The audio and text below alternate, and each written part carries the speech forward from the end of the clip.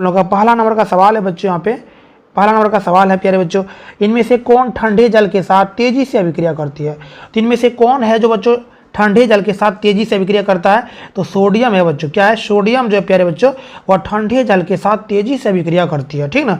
तो बी प्यारे बच्चों आप लोगों का बिल्कुल राइट आंसर हो जाएगा। अगला है सवाल प्यारे बच्चों, यहाँ पे दूसरा नंबर का सवाल है, लोहा पर जिंक की परत चढ़ाने की विधि को क्या कहते हैं। तो लोहा पर जिंक की परत को चढ़ाने की विधि को बच्चों क्या कहते हैं, असदलेपन बोलते हैं बच्चों। क्या बोलते हैं, असदलेपन। आंसर बी आपका बिल्कुल राइट आंसर होगा प्यारे बच्चों। अगर आप लोग नए हैं तो चैनल को सब्सक्राइब कर लीजिएगा और अपने मित्रों के पास आप लोग शेयर जरूर कर दीजिएगा, ठीक ना। चलो बच्चों, कौन सा धातु हथेली पर रखने से पिघलने लगती है। तो कौन सा धातु है बच्चों जो हथेली पर रखने से पिघलने लगती है, तो बच्चों गैलियम है। यानी गैलियम अगर हाथ पर लेंगे तो गल जाता है। क्या बच्चों, तो डी आपका बिल्कुल राइट आंसर हो जाएगा प्यारे बच्चों। अगला सवाल है प्यारे बच्चों, यहाँ पे 4 नंबर का, जितना भी सवाल है सभी इंपॉर्टेंट है। सर्वाधिक तन्य धातु है बच्चों, सर्वाधिक तन्य धातु जो है बच्चों वह क्या होगा, तो सोना जो है बच्चों वह सर्वाधिक तन्य धातु है। सोना से बहुत कुछ बनाया जा सकता है और कितनों में बहुत लंबा आप उनको खींच सकते हैं बच्चों, ठीक ना। तो आंसर क्या होगा, ये आपका बिल्कुल राइट आंसर हो जाएगा। अगर आप लोग नए हैं तो चैनल को सब्सक्राइब कर लीजिएगा और वीडियो को आप लोग लाइक वगैरह जरूर कर दीजिएगा। देखो बच्चों 5 नंबर में, निम्नलिखित में किस धातु को किरोसिन में डुबो कर रखा जाता है। तो किस धातु को किरोसिन में डुबा कर रखा जाता है बच्चों, तो आप लोगों को पता होगा सोडियम जो है बच्चों वह किरोसिन में डुबो के रखा जाता है। तो आंसर ये आपका बिल्कुल राइट आंसर हो जाएगा प्यारे बच्चों।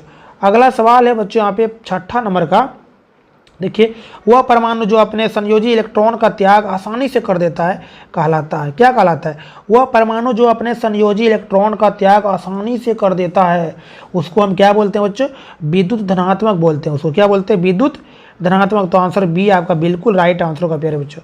अगला चलिए देखिए, यहाँ पे 7 नंबर का जो सवाल है क्या है, किलोवाट घंटा KWH मात्रक, यानी किलोवाट घंटा का जो मात्रक होता है बच्चों वह क्या होता है, विद्युत ऊर्जा होता है बच्चों। क्या होता है, विद्युत ऊर्जा। आंसर क्या होगा, सी आपका बिल्कुल राइट आंसर हो जाएगा।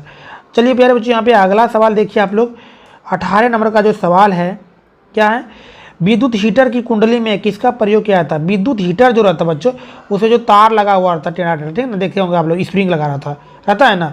तो उसमें जो बच्चों किसका प्रयोग किया जाता है, तो नाइक्रोम का प्रयोग किया जाता है। आंसर ये आपका बिल्कुल राइट आंसर होगा प्यारे बच्चों। चलो प्यारे बच्चों, यहाँ पे देखिए आप लोग 9 नंबर का जो सवाल है, क्या विद्युत चुम्बक बनाए जाते हैं। तो विद्युत चुम्बक है जो बच्चों वह किससे बनाए जाते हैं, नरम लोहे से विद्युत चुम्बक बनाए जाते हैं बच्चों, ठीक।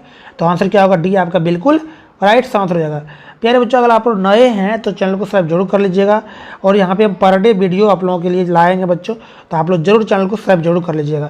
विद्युत चुम्बक बनाए जाते हैं, तो विद्युत चुम्बक जो है बच्चों वो बनाए जाते हैं नरम लोहे से। तो आप लोग जान ही रहे हैं, डी हो जाएगा बच्चों, ठीक ना। अगला सवाल है बच्चों, यहाँ पे देखिए 10 नंबर का जो सवाल है क्या है, विद्युत धारा उत्पन्न करने की युक्ति है जनित्र मोटर। तो विद्युत धारा उत्पन्न करने वाला जो युक्ति है बच्चों वह जनित्र से उत्पन्न होता है, ठीक ना। तो ये आपका बिल्कुल यहाँ पे प्यारे बच्चों राइट आंसर हो जाएगा। चलिए प्यारे बच्चों, अगला देखिए आप लोग, यहाँ पे 10 नंबर का सवाल जो है क्या है, 1 HP अश्वशक्ति बराबर होता है। देखिए 1 HP जो अश्वशक्ति बराबर होता है बच्चों 746 वोल्ट होता है ना। तो आंसर क्या आएगा, अश्वशक्ति। आंसर क्या होगा बच्चों, ये आपका बिल्कुल राइट आंसर हो जाएगा।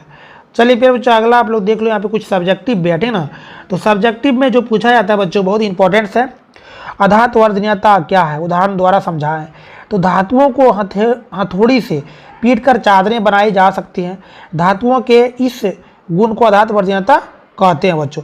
जैसे सोना हुआ, चांदी हुआ, इसको हम अधात्वर्धनीय इसलिए बोलते हैं क्योंकि इसको अगर कूटेंगे ना तो बहुत पतला और कुछ भी हम बना सकते हैं, बहुत लंबा तो इसको खींच सकते हैं।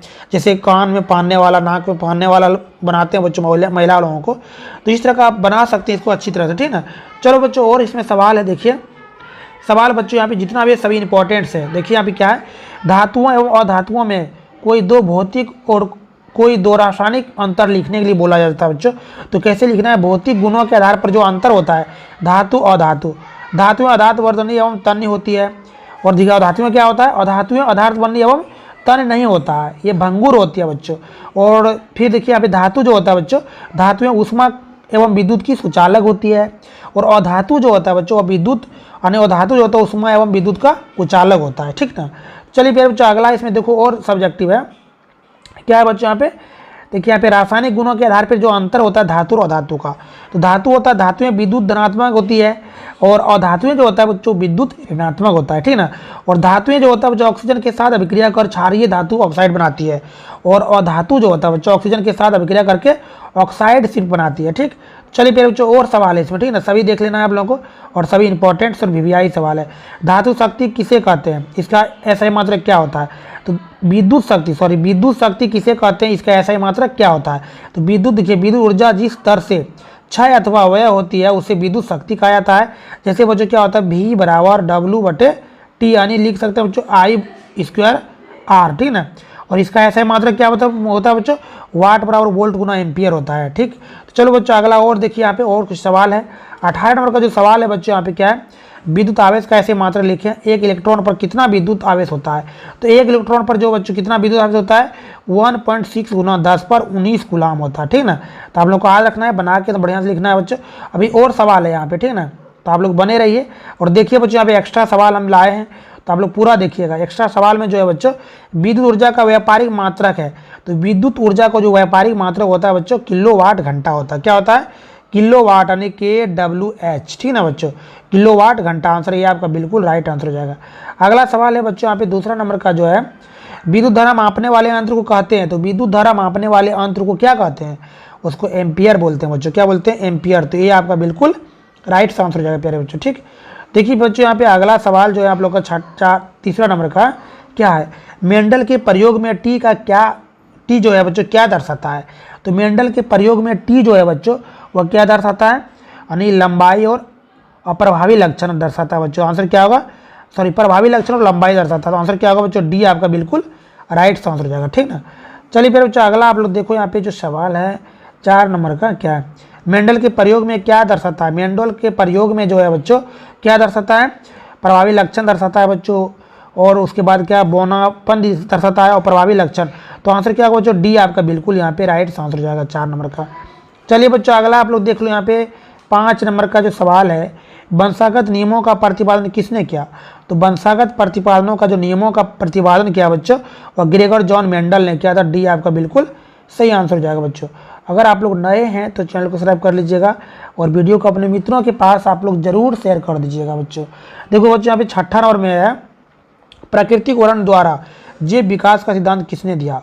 तो जैव विकास का जो सिद्धांत दिया है बच्चों डार्विन ने दिया है। किसने दिया है, डार्विन। तो आंसर आपका क्या होगा बच्चों, सी आपका बिल्कुल सही आंसर हो जाएगा। अगला सवाल है बच्चों यहाँ पे 7 नंबर का जो है, आनुवांशिकी का जनक कहा जाता है। आनुवांशिकी का जनक किसको बोलते हैं, ग्रेगर जॉन मेंडल को बोला जाता है बच्चों। क्या होगा आंसर, ये आपका राइट आंसर हो जाएगा। चलो बच्चों यहाँ पे देखिए 8 नंबर का जो सवाल है, 8 में क्या है, विकासीय दृष्टिकोण से हमारी समानता किससे अधिक है। तो विकासीय दृष्टिकोण से जो हमारा समानता है बच्चों वह चिंपैंजी से मिलता जुलता है बच्चों, ठीक ना। और दक्षिणी अफ्रीका में ये सब है, और इससे हम लोग मिलते जुलते हैं। तो आंसर बी आपका बिल्कुल राइट आंसर हो जाएगा। अगला है बच्चों यहाँ पे 9 नंबर का, इनमें किसने सर्वप्रथम विकासवाद का सिद्धांत दिया। इनमें किसने सर्वप्रथम विकासवाद का सिद्धांत दिया बच्चों, तो लेमार्क ने दिया था। किसने दिया था विकासवाद का सिद्धांत, लेमार्क। आंसर डी आपका बिल्कुल सही आंसर हो जाएगा। अगला है बच्चों यहाँ पे 10 नंबर का, लक्षणों को नियंत्रित करने वाली इकाई का क्या नाम है। तो लक्षणों को नियंत्रित करने वाली इकाई को जीन बोला जाता है बच्चों। क्या बोला जाता है, जीन। आंसर ये आपका बिल्कुल सही आंसर हो जाएगा। अगला सवाल है बच्चों यहाँ पे 11 नंबर का, समजात अंगों का उदाहरण है। तो समजात अंगों का जो उदाहरण होता है बच्चों वह हमारा हाथ, कुत्ते का अग्रपाद होता है। तो क्या बच्चों, आंसर ए आपका बिल्कुल राइट आंसर हो जाएगा। प्यारे बच्चों अगला आप लोग देख लो यहाँ पे क्या होगा, 12 नंबर का जो सवाल है, किस स्थान को मानव का उद्भव स्थान मानते हैं। तो अफ्रीका को मानव का उद्भव स्थान माना जाता है बच्चों। क्या होगा आंसर आपका बी बिल्कुल राइट आंसर हो जाएगा प्यारे बच्चों। चलिए प्यारे बच्चों अगला आप लोग देखिए यहाँ पे 13 नंबर का, पक्षी और चमगादड़ के पंख हैं।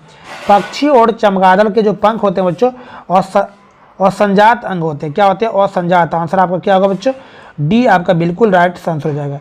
प्यारे बच्चों अगला आप लोग देखिए यहाँ पे 14 नंबर का जो सवाल है, पक्षी और मानव के अग्रपाद हैं। पक्षी और मानव के अग्रपाद जो होते हैं ना वह समजात अंग होते हैं प्यारे बच्चों, ठीक। अगला आपका ये बिल्कुल राइट आंसर हो जाएगा।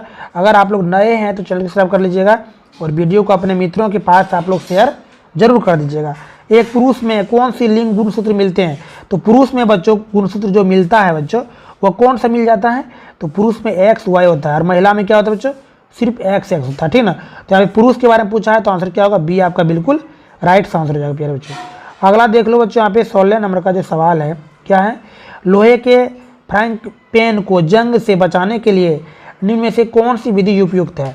तो देखो बच्चों, लोहे को जो जंग से बचाने के लिए जो उपयुक्त विधि है वह जिंक की परत को चढ़ाना पड़ता है बच्चों। सी आपका बिल्कुल सही आंसर हो जाएगा बच्चों, ठीक ना। अगला है बच्चों यहाँ पे देखिए 17 नंबर का, आप लोग बताओ कौन सी मुलायम धातु को चाकू से काटा जा सकता है। तो आप लोग कमेंट्स में कर दीजिएगा, ठीक ना। देखते हैं आप लोग कितना पढ़ाई कर पा रहे हो, किस तरह का आप लोग तैयारी, किस तरह का आप लोगों का तैयारी है बच्चों, ठीक ना। और दूसरा सवाल यहाँ पे लाए हैं बच्चों, देखिए 18 नंबर का, ये भी आप लोग कमेंट्स में करके बताओ कौन सा धातु कमरे के ताप पर द्रव अवस्था में होती है बच्चों, ठीक ना। तो आप लोग को बताना है।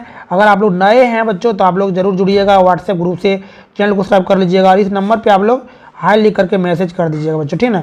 और आप लोग लाइक नहीं करते हैं बच्चों, लाइक तो एक बार जरूर कर दीजिएगा और शेयर भी जरूर कर दीजिएगा बच्चों, ठीक ना। चलिए प्यारे बच्चों, बहुत बढ़िया, आप लोग यहाँ पे फटाफट